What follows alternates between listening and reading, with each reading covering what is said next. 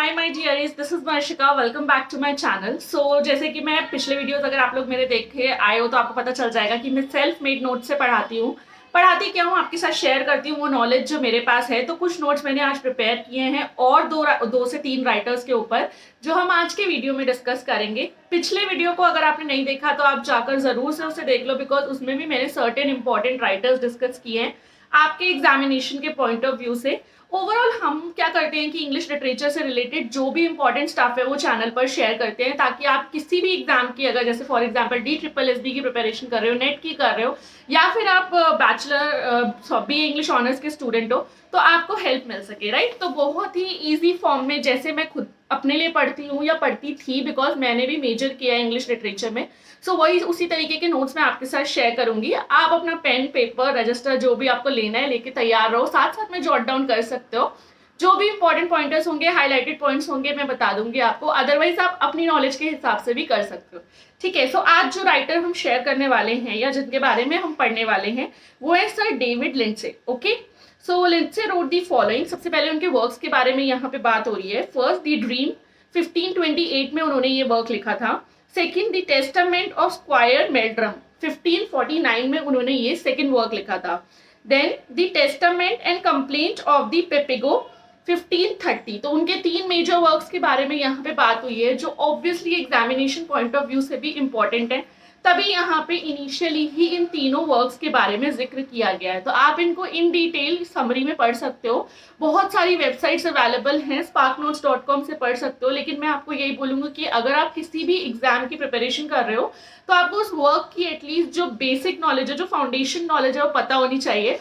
Because net जैसे exam में तो कुछ भी पूछा जा सकता है। Even major characters, minor characters, major works, minor works, हर एक चीज के ऊपर क्वेश्चन कभी भी कहीं से भी उठकर आ जाता है। तो इसीलिए मैंने ना अपने शॉर्ट्स वीडियो में भी शेयर किया था कि PYQs की बहुत इंपॉर्टेंस है, राइट। जो हमारे प्रीवियस ईयर के क्वेश्चन पेपर्स हैं उनको गो थ्रू करना बहुत ज्यादा जरूरी है, चाहे वो ब्लूप्रिंट पता करने के पॉइंट ऑफ व्यू से हो, मार्किंग स्कीम के अकॉर्डिंग हो, जो कुछ भी हो। प्लस आपको एक आइडिया लग जाता है कि हर साल किस तरीके का जो पेपर है ना वो बन के आता है ना, आपको अपनी तैयारी किस लेवल या किस कह सकते हैं कि एक किस प्लानिंग के साथ करनी है, ठीक है। सो यहाँ पे मैंने आपको तीन इंपॉर्टेंट वर्क इनके बता दिए।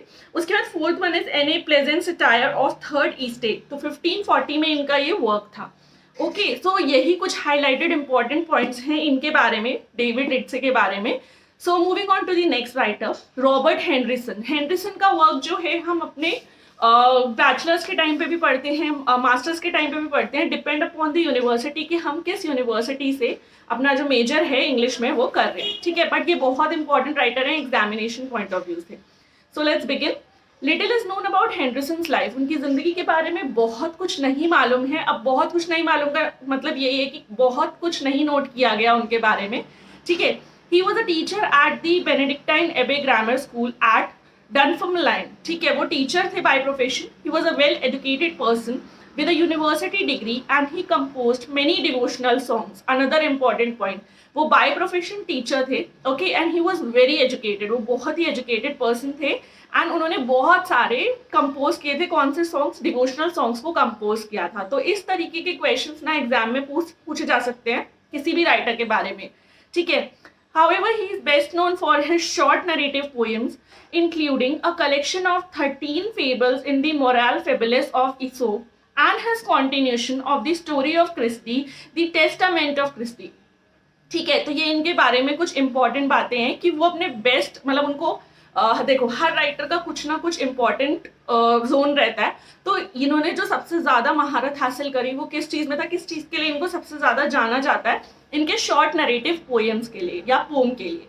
हेनरिसन specialises in saying in a brief space his collection of animal fables has been drawn from Aesop's fable and from the stories about Reynard the Fox. These fables explore the variety of ways in which animals can be read and interpreted in accordance with the human scheme of knowledge. बहुत ही important fables इन्होंने लिखे हैं, animal fables लिखे specially, जिसमें कि इनका major focus क्या रहता था कि ये जान पाए हम लोग कि जो एनिमल्स हैं, लाइक एनिमल फेबल्स के थ्रू ये बताते थे कि जो भी स्टोरीज हैं उनकी उसमें इन्होंने बोला कि animals can be red and interpreted in accordance, हाँ उनके एनिमल्स को हम जो है इंटरप्रेट कर पाए ह्यूमन नॉलेज की स्कीम के ऊपर बेस रखकर, like based upon the knowledge of humans हम एनिमल्स को स्टडी कर पाए, उनको इंटरप्रेट कर पाए। ओके, तो ये इनका मेजर फोकस रहता था इनकी एनिमल फेबल्स में, right.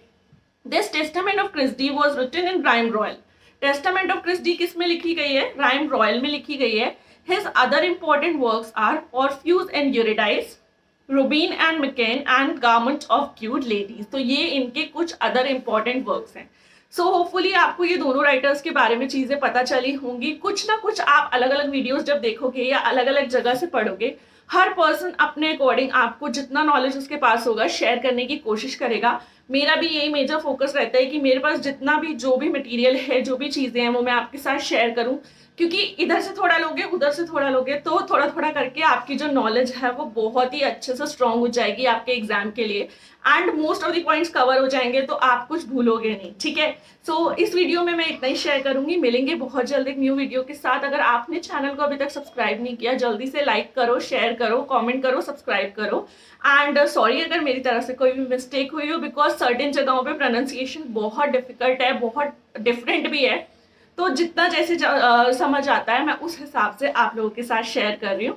And thanks a lot for watching and bye.